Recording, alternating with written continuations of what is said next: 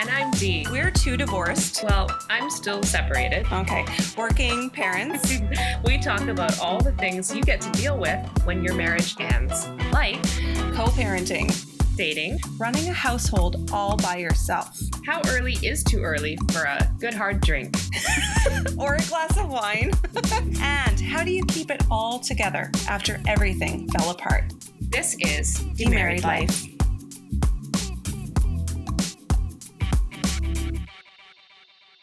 We are here today with Humaira Ahmed, who is the founder and CEO of Locale, which is a social networking application for women, primarily in technology, but we'll hear a bit about that. But she is also someone who just celebrated her, drum roll, 10th wedding anniversary. How did that feel? Oh my God. Wait a minute, what's she doing on our show? I know, she's on the wrong show. We're going to curse you. You're going to leave the show and go get a divorce. Oh God, that's hilarious. So how was that? How did that feel celebrating 10 years? First of all, amidst a pandemic, but like 10 years in a world where so many people like us are floundering and leaving their relationships. What was that like? So, it's interesting because Dave and I have been together for 11 and a half years. We were almost kind of forced into marriage because I come from Pakistan, and we'll probably talk about that too. Oh, we'll talk all about that. Don't worry. Yeah. So, come from there, and we met online in 2008. It's so long. Okay, let's talk about that for a moment. What platform was it at that time? Because we've talked about apps. It was a desktop application called B2. I think they're still alive. I checked them out the other day. You're going to be their one case study, their one success story. But no swiping. It was like a proper, like getting to know one another. Oh yeah, like fill out your profile. One of those boring. I was bored. I was so bored. I saw this ad on Facebook, on the side when Facebook was still very young. And we're like, ooh, ad. It must be legit. So I clicked on it, created a profile. And I was on pretty much every dating profile at the time. Did you like Lava Life and all that kind of stuff? Oh, yes. Yeah, Match.com. Not Match. I was in Toronto. So Toronto had this, cream of the crop, all on Lava Life, and fun times. I need a drink now. So it was fun, and then but I was bored because I now had pretty much seen everybody on Lava Life who I could possibly date. So that's how much I was on it. And then I saw B2 and I created an account, and immediately I did not like it, but I got this message from Dave Thompson out of Vancouver, and with very goofy photos. And he's not my type. Like he's this 6'2", and he was super thin at the time. I'm totally objectifying him right now. He's just a piece of meat. We get it. We understand. But he was sitting on this, kid's trike. And I was like, what? Who does that on a dating? Anyway, so I totally wrote him off. It was to show how big he was. It's like, no, Yeah. I'm really big. Look at me on this child's tricycle. It's all Never thought of it context. that He's way. like, I am massive. Yeah. What is that doing there? So I was like, no, absolutely not. But then I was so bored that night that I went back on it. I was like, let's see if there's somebody else there. It wasn't busy or populated. It wasn't just this voice in your head saying, oh my God, I'm so attracted to this. It's like, meh. Nothing else to do. We might as well go back on there. It was the truth, right? It was so bored. And so I go on there, and then again, I have this email from this Dave Thompson, and he had actually said, hey, I'm going to be leaving this platform soon, but this is my email in case you decide to get in touch with me. I like that. Time is running out. I'm not going to be on here for much longer, so you have 5 hours. But you know what, Dee? He was actually gone. Oh, I like that. I was like, what a man who does what he says he will do. And he's literally gone. Because I would say that I would still be there. yeah. And you're chasing him now. Yes. Because I'd be like, Aaron, I'm leaving. And I would still be found. But I'm going to leave soon. But if you don't do something, I will leave. I'm going on a trike ride. Okay, fine. At a very slow speed. Okay, so then he was gone. So what did you had the email though? He was gone. I had the email though, and this is MSN days. This is how long ago this was. I had him on MSN, and that night ended up chatting with him the whole night. and 7 hours about religion, which nobody likes to talk about. Let's just get straight to religion, politics, and money. Let's just start there and save a lot of small talk. Yeah. Absolutely. We just got into those topics. And also I had a rule, my personal rule, it had become where I wouldn't have sex before marriage. And so I would tell this to, I don't know why, thinking back though, I would tell this to everybody on our first chat, not going to have sex before marriage. Okay, I need to know, outside of this lovely man that you married, what kind of reactions did you get to that? Yeah, I mean, some people were like, it's fine. And they would just get into all the like, oh, we'll do everything else. Like, here's a checklist. What won't you do? How far does this go? Yeah. Does butt stuff count? Totally. So there would be those types of conversations. And then there would be people who I really, really liked. And I would finally tell them. And they'd be like, nah, we can't do that. And I was so stupid. I would be like, you know what? If you really have those desires, also remember, I come from Pakistan. At the time, it was still fresh, right? So I'm like, hey, you Westerners, you do you. I will just be my pure self. You can have, extra relationships, but we'll still be in this relationship. So you're like, okay. Yes, I would literally say that to people I really liked. It's that kind of outside the box thinking that has made you so effective as a tech CEO. I like it. Totally. I will not have sex, but you can. But, other people will. And yeah, I mean, because I thought, again, cultural, right? Like, hey, if this is, and I wasn't like head, over heels in love with these people. So it was like, hey, you do you. I'm just exploring this, Western dating world. This is fine with me. And these people would say, no, like, this is not okay. If we're with you, we're with you. And I was like, darn it. That is so pragmatic though. But yeah, I love how they're like, no, I want you and you have to do it my way. Whereas you're like, no, like I'm cool to date. And if you want to bang other chicks, then. Yes. Hey, they should have been all over it, but they weren't apparently. You would be, let's just say it's now 2020. We're talking 2008. You'd be like the queen of Tinder right now if you were like. Wouldn't I? I feel like I know a lot of guys that would have taken you up on that. Tempting. Right? There's so many guys would be like, oh, so wait a minute. I can have all this, but I don't have to. Okay, sure. Sounds good. We can make that work. I know. And honestly, with my life right now, I would be so down with that. I don't have time for this stuff. We just have to outsource things sometimes, you can't get everything done. Gotta delegate. So delegating. I'm learning to let go, right? So okay, so 2008, you're emailing the right guy after you've been telling people all sorts of really pragmatic things. Yeah. What happened? And he was like, I don't mind. And then turns out he wasn't very experienced either. Okay, he was better than I was in that he was more experienced, but not really. And I was like, this is awesome. I can continue talking to this guy. And also he was in Vancouver, pretty harmless, right? Like I was in Toronto. Nothing was going to happen anyway. So we were more friends. And because we had this strong connection, we could actually talk about things. And now I wonder, what do people talk about now? Like, I don't know. So I'm curious to hear from you ladies, but at the time, meaningful conversations were important, especially when you're, thousands of miles. Well, there's no apart. booty call when he's in Vancouver and you're in Toronto. It's not like totally. And especially when he's on a trike. Yeah, definitely not. I wonder why you never picked up a lot of chicks before.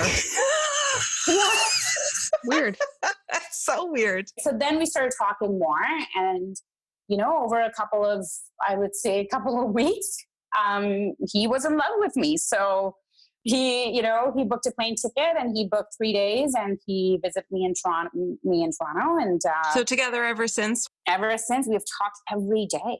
Like every day we've talked since we've met, which is wild. Well, it's good. You're living together now. So that's good that you're talking to one another. That's encouraging after 10 years. That, Erin, I think. Well, that's true. That's true. And we still have love. So do you know the movie Sliding Doors with Gwyneth Paltrow? You never saw that one? Oh my God. I grew up in Pakistan. I have to. Okay, well, see it now. So it's a movie where like she gets on a subway or she doesn't get on a subway and it like changes her whole, there's one path and then there's another path. So your path that you've ended up on is with this amazing man in Canada, 10 years, 2 beautiful girls. Can you tell us about the other path? Oh gosh. What would have happened the if the path less traveled, thank God. Yeah. So I grew up in Pakistan, and there was, again, very much like always told, like so cliche, but so true, like always told what I would do, what I couldn't do, who I would marry clearly and who I wouldn't. And it was just very, like male serving kind of society, where I remember growing up too, like my brothers would be able to go out without problems. I would have to leave with my mom. Like I could not leave the house without my mom or my aunt. So it was just pretty much like they told you what you would do in every aspect of your life. And so when I turned 15, I was in grade 10. I just, finished my exams, and I apparently was a hot commodity. I was 15, but I looked like I was maybe 18. And I was athletic, and there's no such thing as athletic. You're either fat or you're thin. So I was fat. So, I was fat, and I was going to have, once I had babies, I would just be out of control, because that's what happens.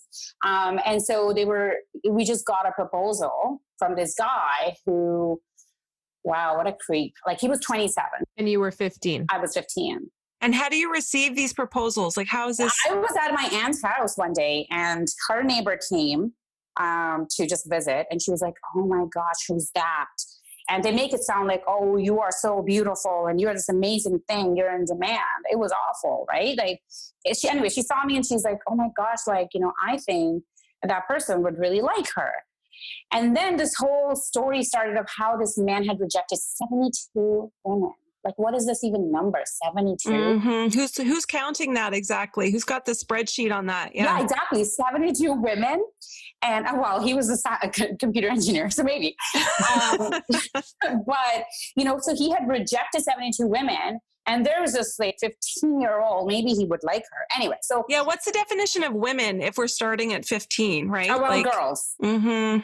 And then, so it started as a joke where my mom was like, oh, sure, like, let's bring them over. And it turned serious all of a sudden, because apparently, because they also thought, Humaira's 15. She's also pretty, like, even though they had really coached me to just be quiet, I couldn't look at the guy when he came to see me. I didn't see him. Can you imagine? Mm-hmm. And, I would just be like this, like, obedient daughter just sitting there, and which I did. And like, apparently, they said that the guy liked me, and he said, yes. Because you sat there and said nothing? No, I mean, that's what I did. I'm sure all these girls also did the same. Well, that's the thing. So you sit there and you say nothing. Oh, yeah. And you're deemed attractive to them. Totally. Because this is also the thing, right? It's like the younger you are, that's why you're in demand, because they get to mold you. You're malleable. Exactly. Right. And you're quiet, and you're just like, and I was also very light skinned in Pakistan. And that is just like, wow, everybody wants to be white.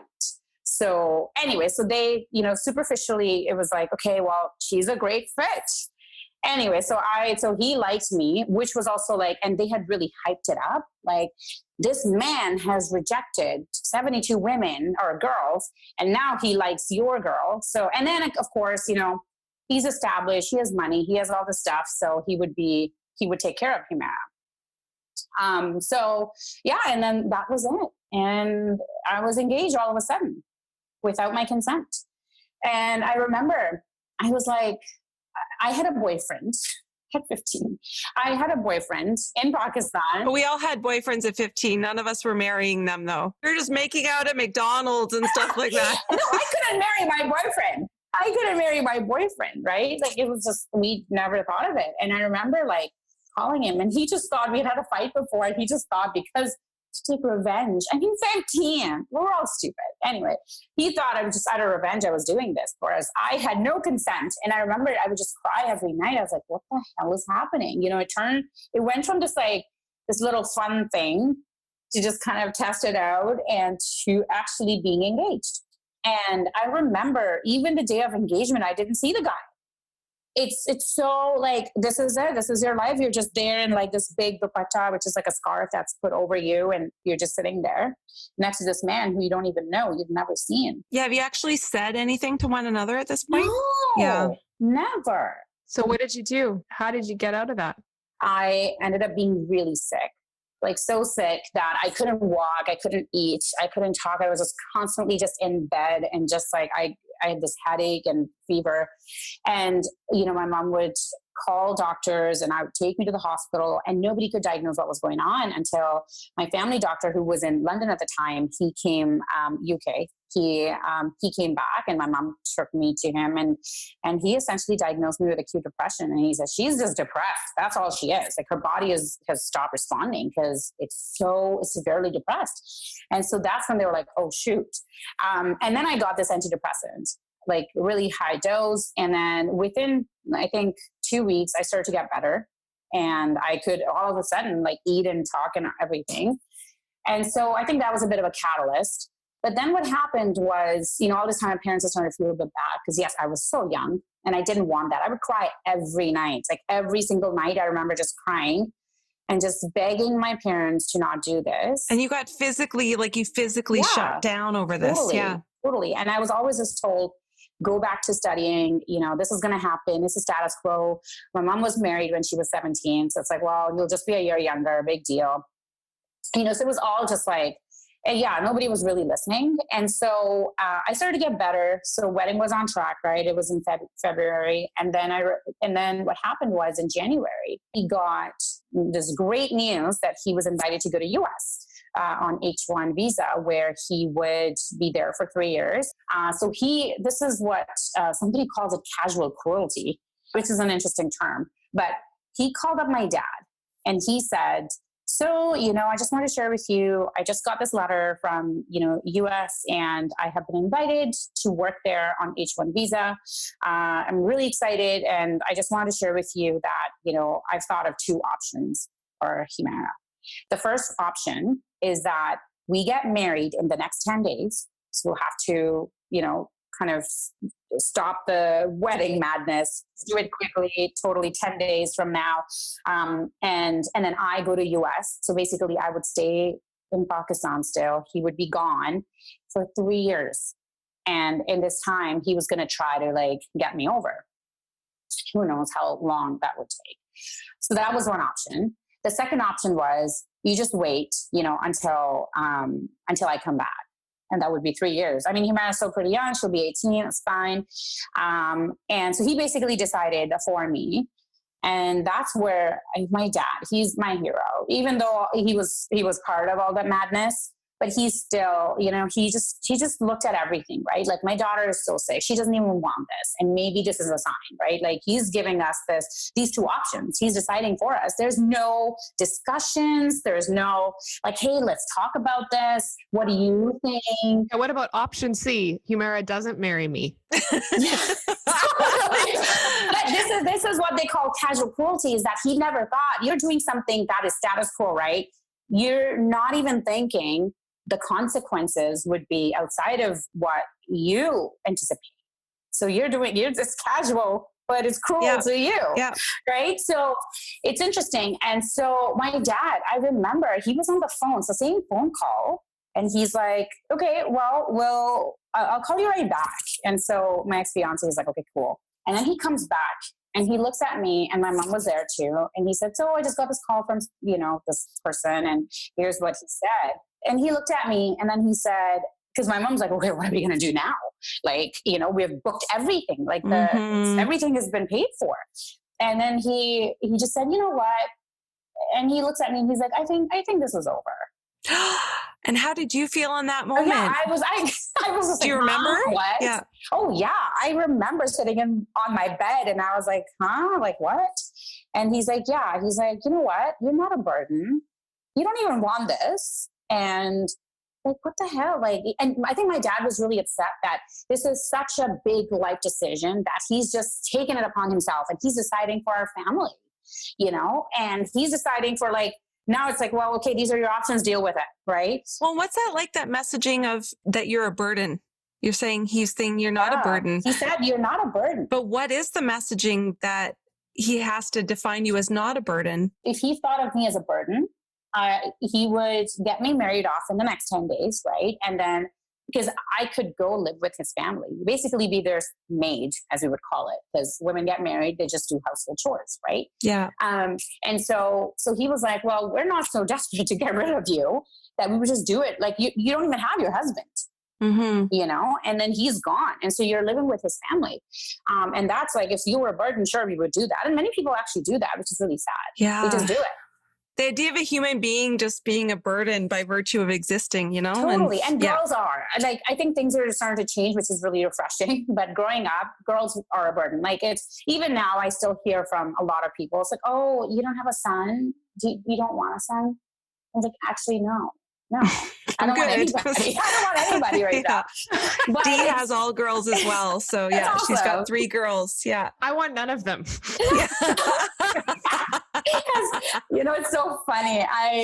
Sometimes I just want to put like a beautiful bow on them and just put them outside, you know, outside our house. Deburdenize yourself. Yeah. And so, you know, he just thought, he's like, you're not a burden. So we're not going with this option 1, where you get married and you sit in his name for 3 years. And second thing, where you just wait again. Why? He called him up later. He even said something like, I don't know how to translate that from Urdu, but something like, you know, you don't have these gold feathers on you where we're just going to sit in your name. Like, why? You don't have, say that again. You don't have what? Okay, this was my poor translation, but it's akin to saying, I don't know, it's kind of like saying, you're not made of gold, or you don't have gold feathers. You're not special that, you know, my daughter will sit in your name. Yeah, exactly. Yeah. So anyway, so while we're having this chat, I just look at my family. I'm like, is this really happening? Like, I cried for like 6 to 8 months. I got so sick. Nothing changed this. Like, what's happened? Like, because he's going to US? Anyway, so it was weird. But yeah, that was it. I remember just being in shock. I was in disbelief, and I thought it was a dream. Anyway, so he called him up like shortly after, and he said, this is over. It was crazy. Like, there was silence, right? Like, it's like, what? So the breakup is between your dad and oh yeah. So I would have loved for my dad to handle my breakups, you know, like just get that sorted. Totally. Yeah. Maybe not at 15, but yeah. But yeah. I mean, it's also like they did it, right? All this time I've never spoken to this guy. Yeah. So he saw me, he approved, you know, me, and we got engaged, and then we broke up. Never spoke to the guy in this whole time. Oh my God. So of course, like, who was going to do it? I can't imagine. Yeah. So he did it. He called him up and he did it. And I remember like his family would call and they would just be like, please, like they would cry on the phone. And it's like, please let us, you know, give us a chance. And he's like, you don't deserve a chance. Like, you didn't, you know, we would have thought about it if you had said, hey, we've had this opportunity. We want to come over and meet you and discuss. That would be a little more like, you know, respectful. And it's like, okay, like this has happened. What do you think we should do? I want this opportunity. Like, that would have been fine. And I'm pretty sure my family would have been like, okay, like, sure. Like, you know, let's wait. But because he did it in a way that was just more like authoritative and like this or this, my way or the highway, like my dad was just like, no, it's not. So that happened. I think me being depressed really helped. So I'm grateful for my depression. You don't hear that often. Well, it helped. So that's how the first one ended. And then shortly after, a year later, because I had just turned 16, right? So then a year later, I turned 17. And this time, again, somebody was like, oh, my mom's name is Shagufta. So don't try to remember that. But, you know, Shagufta has this daughter, you know, and she was engaged once. So, I mean, she must still be open to, you know, marriage opportunities. And this is how it happens. It's like, oh, you know someone and you think they would be a good fit. So it's like organic matchmaking. Yeah. And so she called up my mom and she said, hey, are you looking for, you know, proposals for Humaira? And my mom said, yeah. My mom's just always like, yeah. And so come on over. So this woman comes over and she's like, yeah, I think, you know, this one will really, really like her. And yeah, so, you know, again. Was there ever a question of if you would like them? Was that ever a question? No. Yeah. Who cares? Yeah. Are you going to provide for their family? No, then just shut it. You know, It's like, you're just going to be part of this family. So this is the thing, right? Such patriarchy. Like, it's all about men. From the moment we are born, it's like my brothers, I would come home from school and it's like, oh, you know, make sandwich for your brother. It's like, why? Are you kidding me? Oh, Erin, don't get me started. We need another episode. Don't get me started. And I would be like, I just got back from school and he's been home. Mm-hmm. Well, that's your job. Yeah. And you check this out. This is what they say. Well, your brother's going to have to, work all his life. Well, guess who's working and hustling? It's like, your brother will work all his life and you'll just be home slaving away, but they don't say that. You'll just be home. You'll It's just so be easy at home. So help your brother. Anyway, so they train you to do all these things. I can laugh about it now, right? It's been so long. Well, it's been a while now and you're happily married. So you're in a safe place. Yeah. Totally. So the second one, anyway, so they came, same thing, had rejected all these girls. How old was this one? You were 17? He was 29. So 12 years older. That's the number, right? No judgment, but no. Oh gosh. And if you had seen him. So you saw this guy. Yes. So that was a difference. 12 years older. He was, again, computer engineer. Hey, I also went to computer engineering. I never got those options. Right. Anyway, so he was all that same age. And because, by that time, they're established enough to be able to provide for you and your family. Right. Because it's not just about you. It's also about your family, right? Like not my mom and dad, but like family as in when you have kids. Got it. Okay. Like the family. Yeah. Yeah. So anyway, so they came and they liked me. And my mom was over the moon about that. And so, and they were like, sure. And so this time I remember actually getting a glimpse of the guy. So I saw him and because it was so quick, as a girl, you can't even look at the guy because then it's like, oh, she's a slut because she looks at the guy, right? She dares to look at him. Yeah, totally. So I just got a bit of a glimpse and my mom had actually said, okay, make sure you look at the guy. Because last time I was like, I didn't even look at the guy. And so I looked at the guy, just a glimpse, and I didn't like what I saw because it was so quick too. All I remember, because this is so horrible. I'm not even drinking, and this is me maybe. Anyway, so all I remember is like little face with a mustache on it. That's all I remember. And I was like, no.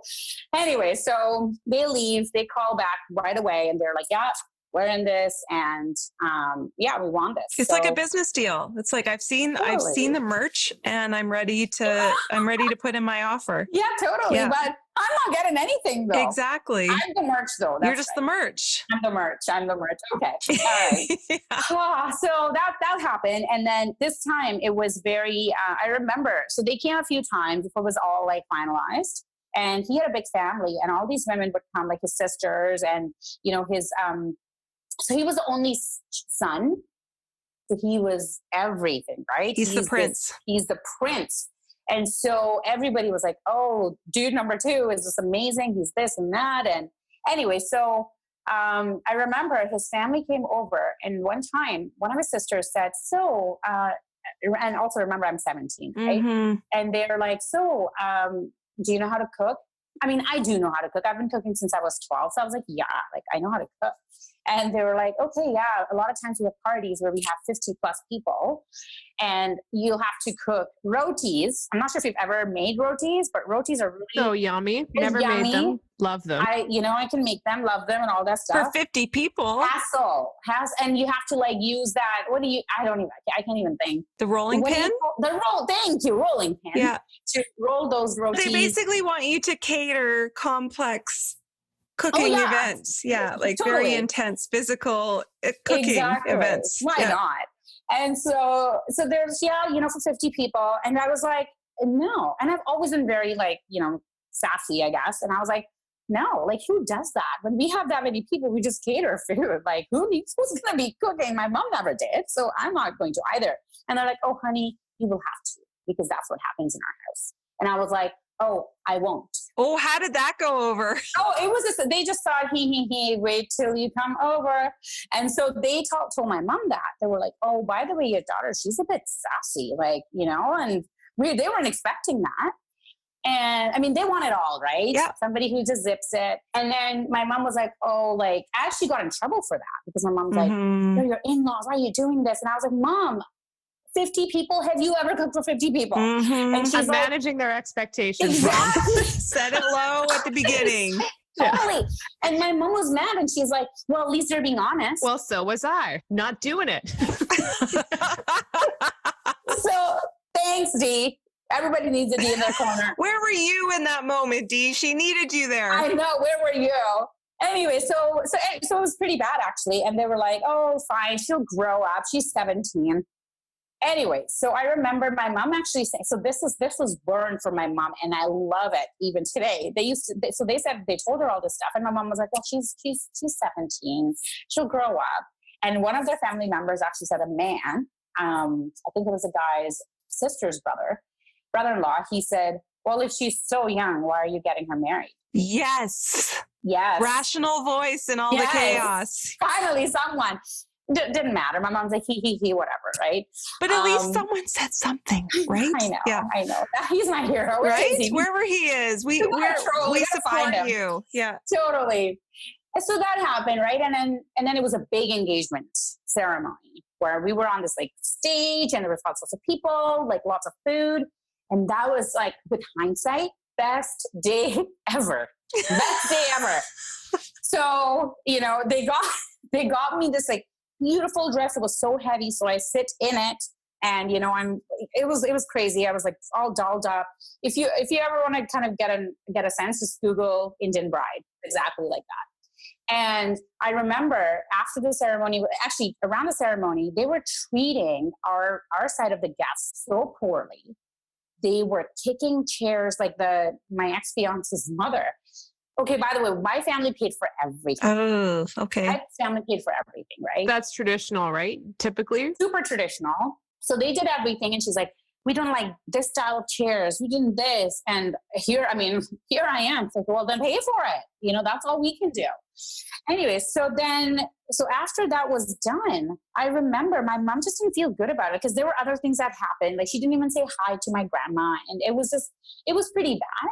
And then my mom was like on the lookout, right? And she's just like, she didn't tell this to anyone, but she started crying every night. She would be crying every night. Aww. And she told you this at some point? No. Well, yeah, later, right? Like, this is where I want to tell every girl in the world, do the only thing you can do. Even if it's the lamest thing, which is cry.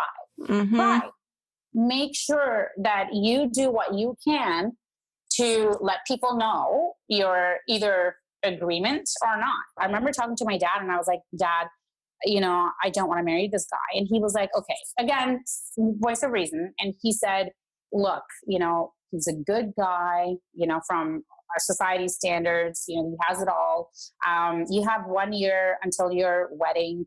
If in this time, so I've never talked about this anywhere, by the way, in this time, if you find someone that you like, we'll do that, we'll end this, we'll get you married off there. But if in a year you don't find anyone, then there's nothing wrong with this guy. Challenge accepted. I know, totally. Bye-bye mustache face. Right? Which was really interesting, because I'm not even sure if my mom knew that. But he was like, you know what, because the marriage is usually like the moms of the families arranged for all this stuff. So he was like, well, unless there's something severely wrong with the guy, I just can't say no. Like, this is what happens, right? So he was like, okay, but you know what? You focus on your studies. And if you get into the school. So anyway, so I was like on a mission. So again, I cried. So that was the one thing I could do. And the second thing I could do was to really bust my ass off and get into this best school. Because I knew my dad is an MBA. He's all about education. And so I knew that, that was one way I could either find someone or, whatever, just continue on with my life. And I got into the best school, which, that was an uphill battle too, because my grades were so poor. Finally got into it. And I remember it was like, I was 4th position in like, I don't know how many hundreds. So I made it into this top. Shows how badly you did not want to marry mustache face. So exactly. Talk about motivation. How well I would have done in high school if my parents set me up with some creep. And okay, so my mom gives my second ex-fiance a call. His mom, because it's all the moms that talk. And my mom shared with her the good news. Humaira, your daughter-in-law, or future daughter-in-law, made into the best software engineering school. Now both, Dude too and her will be computer engineers. And she was not happy. So she was like, okay, I'll tell my son and I'll call you right back. And mom was like, I remember actually sitting there with her, next to her. And she was just like, she just totally hung up, and she said she'll call back. And I was like, ooh, like juicy. So I sit there and she calls right back, like within like 10 minutes. And she calls back and she says, so I've had a detailed 10-minute conversation with my son. So thorough. You've given it some deep thought and careful contemplation. Yeah. And we have decided, check this out. So we have decided that Humaira is not going to go to school. We have decided she's not going to go to school. She is not going to school. Excellent. Can I just say something? I just want to insert one thing. When you mentioned this, that the mothers are the sort of the masterminds behind these arranged marriages. Yeah, the matchmakers. You know, when you take a bunch of bright women and you keep them at home doing housework all day, this is, I mean, what else are you going to do to come up with, like, how else are you going to flex that strategic muscle, you know, critical thinking, all the things that like women are great at. It's like, where else can you really exercise that? I'll tell you, Dee. I will enlighten you in just a moment where you can. Please do. I just like these, you know, crafty mothers of Pakistan just architecting these elaborate, you know. I know. It's so true. Okay. So you're not going to school because they said so. So then she said, I had this chat with my son, and here's what he had to say. So I'm gonna make it super quick. You know, he said 3 reasons for her to not go. One is she's gonna lose her complexion. You know, she's gonna get tan. Karachi is super hot. I'm from Karachi, Pakistan. 45 degrees is the temperature in summertime. And she's going to lose her complexion. So, and I mean, one of the reasons why we like her is that she's fair skinned. So no, that's not happening. Two is she's likely going to have affairs because that's what people do when they're clearly her son knew, right? Like you go to university, darn it. Also true. That was my plan. Check. Affair. So she's going to have affairs because again, you know, like, again, I'm very celebrated based on my skin color in Pakistan. So, you know, she's going to have affairs. In the dark because her complexion is just fading rapidly. So all the lights are off during her affairs. Yeah. So, and the third reason was the best one. Education is expensive, right? We can all agree on that. Why are you wasting your money? Because she's not going to be going to work. Where is this education going? Just money down a black hole. Yeah. So like, why? And do you think in all of this, the actual answer was, I don't want her to be my equal intellectually? Yeah. We're the same profession and we'll be equals. Yeah, but they don't even think that I'm worthy of equal, right? It's like... It's just a waste. It's a waste. No, that's not your job. Just stay home, maintain your beauty, and you're done. Yeah. Exactly. It's like the Real Housewives, except without the Botox and fillers. So instead, here's what he recommends. Oh, no. Okay. 1. Thoughtful. So thoughtful. So, I know. So what did Mustachio recommend? Mustachio or his representatives? Totally. Yes. What chestnuts of wisdom are hiding under your mustache? Stop it. Oh, okay. So here's the 3 recommendations. So there were 3 to match. Okay, as directed, right. Totally. So then, number 1, that, you know, Humaira should stop eating rice and potatoes and lose some weight, because dude number 2 was super thin and too thin, but he's not the problem. I am.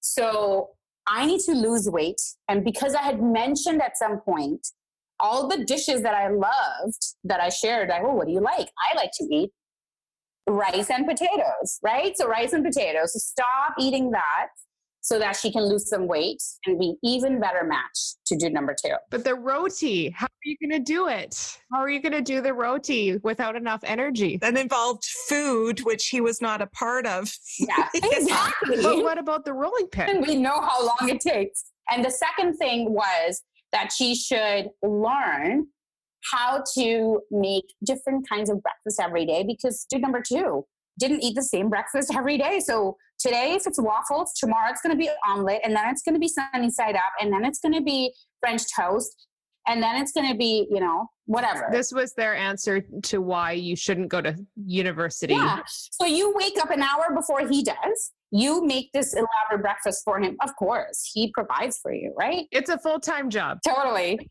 So that's a real life skill.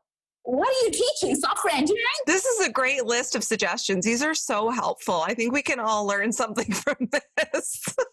What could possibly be number 3? Well, the third thing was, instead of wasting your money, right, on education, teach her how to cook, how to be a good housewife. So enroll her in those types of classes. In like housewife school instead of computer engineering. They call it, okay, it's interesting. It's a fancy name for it. It's called home economics. Oh, we had home ec. Totally. We had home ec in school, but it was for everybody. Yeah. It wasn't just about like taking women out of like actual education. No. Yeah.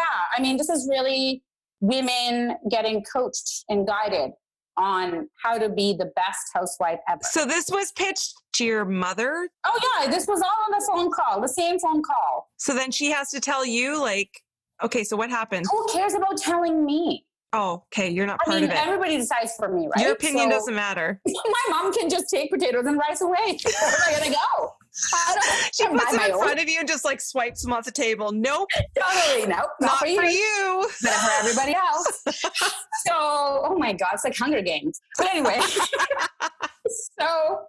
so that was it, right? And then my mom was just like, I could totally see like, she's just like, and she's like horrified. She had tears in her eyes and she was just not happy. And I was like, oh, this doesn't sound good. Anyway, so then she's like, my mom said, okay, well, I'll call you right back. So my mom hangs up and she just looks at me in disbelief, like I instigated this whole situation. And I'm like, Mom, like you did this. And she's like, you know what? I just have this burden. So that's when she really broke down. And then that's when she shared with me that she's not slept a single night without crying. And she's like, what have I done? Like, these people are horrible. And, you know, they're telling us what to do. I think maybe it all comes down to like, they're telling my parents what to do. And they're like, oh. I was going to say, it's pretty interesting that the first time it came down to your dad not really liking having like hombre uno pushing him around. And then your mom doesn't like mustachio telling her how it's going to go. Yeah. And, you know, but all the time your parents had these private doubts about the decision that they made. Exactly. And this just sort of nudged them over the edge. Yeah. So then my mom was like, again, she was crying, which is crazy. She called my dad. He was at work and she said, you need to come home right away. And my dad, amazing man, he came home. He's like, what happened? So again, my mom like sat him down, told him everything. And there was a lot more, right? Like she told him everything. Oh yeah, there's always more. Yeah. There's always more. And then my dad's like, so why are we doing this? Look at her.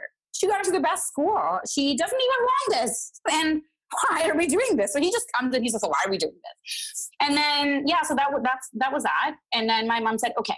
So my mom asked my dad to call them and say, hey, come on over because we are more proper people. So we'll have a chat with you about this. So my dad called them up and said, hey, we would love to have a chat with you about what you just said this afternoon. Can you come over tonight? And they were like ready, right? They're like, oh yeah, we're on our way. We're ready to tell you how it's done. We have a whiteboard. We have markers. We are going to map this girl's life into cooking heaven. Yeah. We've got bags. We're going to take away your potatoes and rice. They'll come with us when we leave. Totally. Breakfast menu will stay. That's right. Okay, so they show up thinking they're going to win and your mom and dad are there. And what happened? So they actually ended up coming with 10 people. What?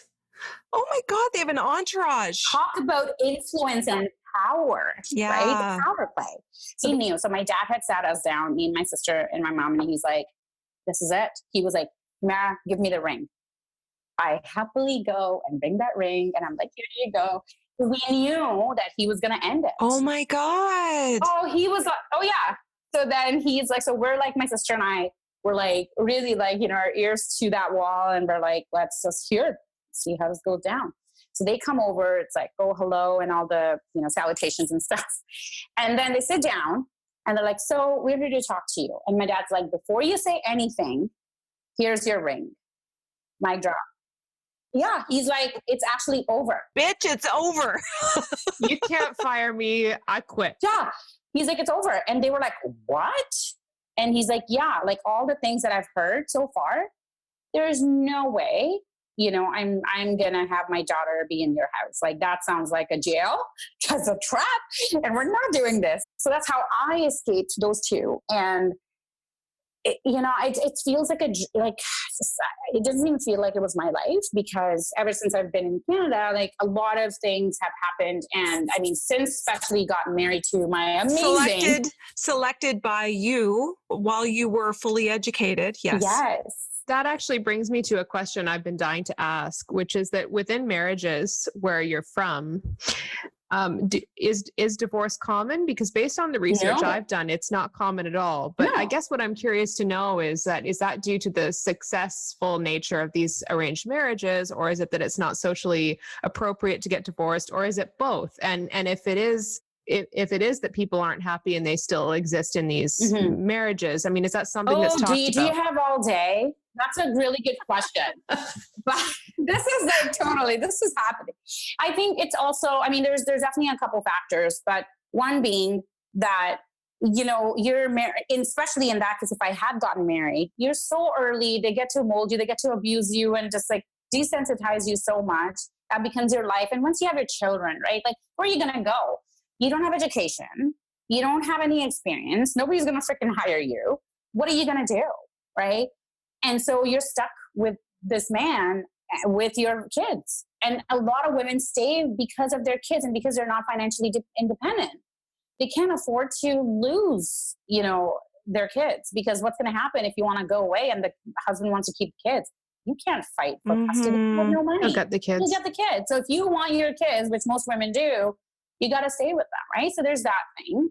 The second thing is, again, you're so vulnerable. When your family gets you married off, like coming back to your family, it's taboo. It's like, it must be the girl. It's always the girl. It's her fault. And then you can't find another husband. You're a pariah. Hypothetically, if I had gotten married, if I had even no kids and I was still 18, as an example, my family wouldn't be looking at men who were in their 20s or even 30s. They'd be looking at men who were 40, divorced with a bunch of kids, because I am already kind of used, and been married once. So I'm no longer this hot commodity. So I don't have any options, right? So there's so many societal pressures as well as taboo nature of this, this whole industry. And then also parents don't want to take the girls back, because then they have to do it all over again, spend all this money. Like, who's going to marry you, right? So there's a lot there that really forces, like, I have some friends and, luckily we're not saying names, but some of them have been married into these really influential Pakistani families, and, they're multi-millionaires, but their husbands cheat on them all the time. They have kids. Where are they going to go? Right. And they feel trapped. They are trapped. Where are they going to go? They're moms of these 3 kids living this incredible lifestyle supported by this cheating man. But who cares? Men cheat. It's actually also they share. Like, actually growing up, I remember learning men cheat. They just cheat because that's what men do. So they brainwash you into thinking this is acceptable. Yeah.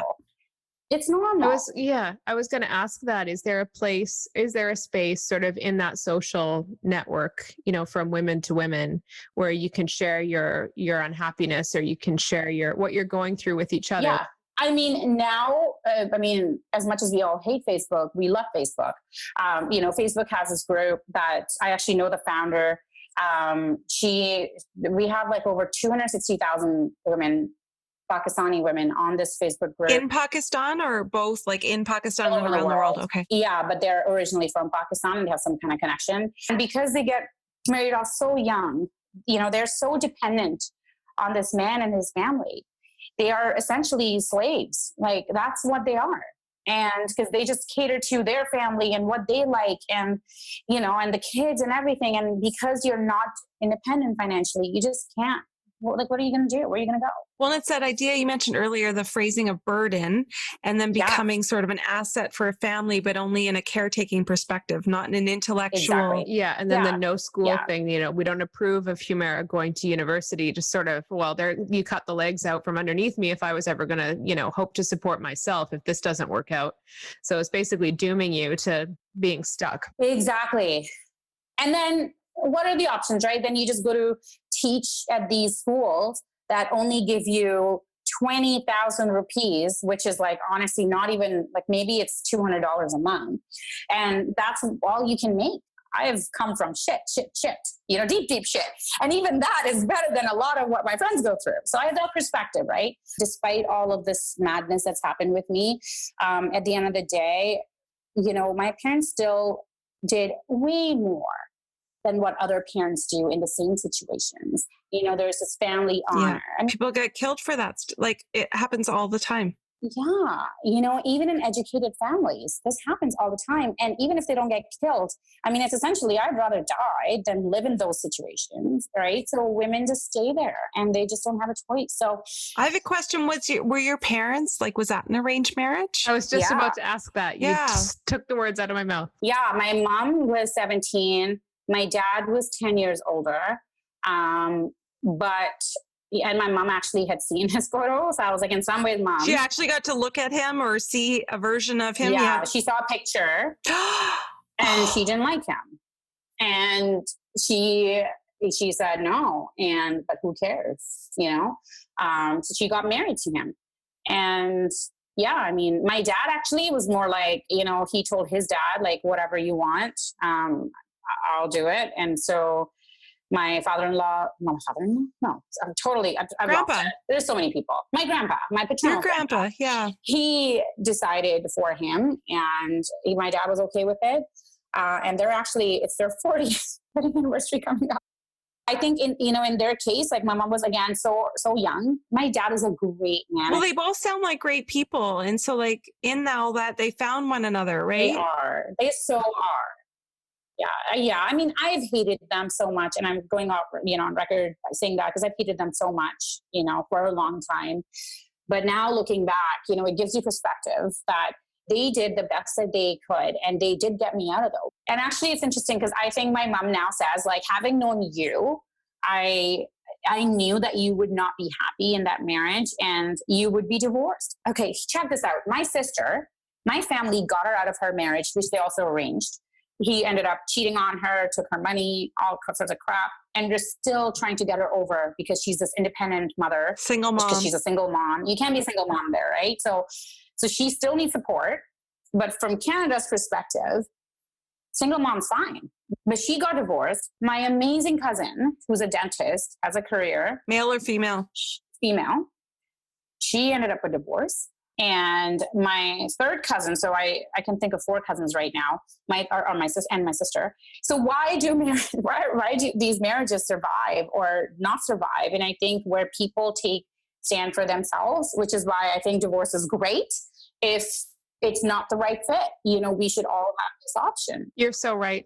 Divorce can be a privilege. The option to divorce is a privilege. Exactly. and even the option to opt out of a marriage, as you've illustrated, is a privilege in and of itself. Your family probably knew on some level that if they said no to one of your suitors, there would be other ones lined up because of, as you said, your sort of status in the community and the way that you looked really had the odds stacked in your favor. Whereas there are probably other families where there weren't a lot of options for their daughters, and their daughters had to say yes, and there was really no way out. It's pretty sad because when I celebrated, we're actually going to Point No Point on Sunday because that's the only day they had available. We were so late to book that, we're going there for one night. And I was reflecting and I was like, am I really celebrating? Am I really happy? And I actually really am because with the life that we have, it's so go. Like, it's batshit crazy. I do have a husband who's extremely supportive. What is that like for you, looking at where you've been, where your mom has been, your grandmother before you, all those women in your path,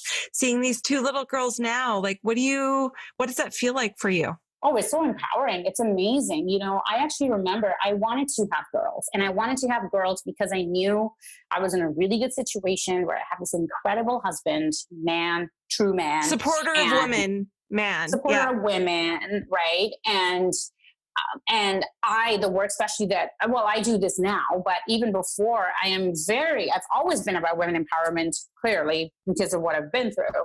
And so I wanted to have girls to be able to give them the opportunities that we don't get in Pakistan and show them, or show even the world, even my family, look, you can still raise these incredible, amazing humans by giving them, as girls, the opportunities. Well, Humaira, thank you so much for making the time to talk to us. This was just so much fun. Thank you. Finally, somebody says that to me. Well, to hear the perspective, right? Like what you've been through, I can't honestly appreciate that. I can do startups any day. Yeah, right. But I think we'll all give your dad, raise a glass to your dad and your husband and the good men along the journey. Oh my gosh. But thank you so much for making the time and being so open with us. Yeah, thank you. Thank you so much for making the time to listen. We know you have way too much going on. If you can spare a little more time, though, please follow us on Instagram and Facebook at Demarried Life, or visit us at demarriedlife.com for all of our episodes, articles, and lots of other great ideas for living a post-married life that isn't a total shit show. See you there.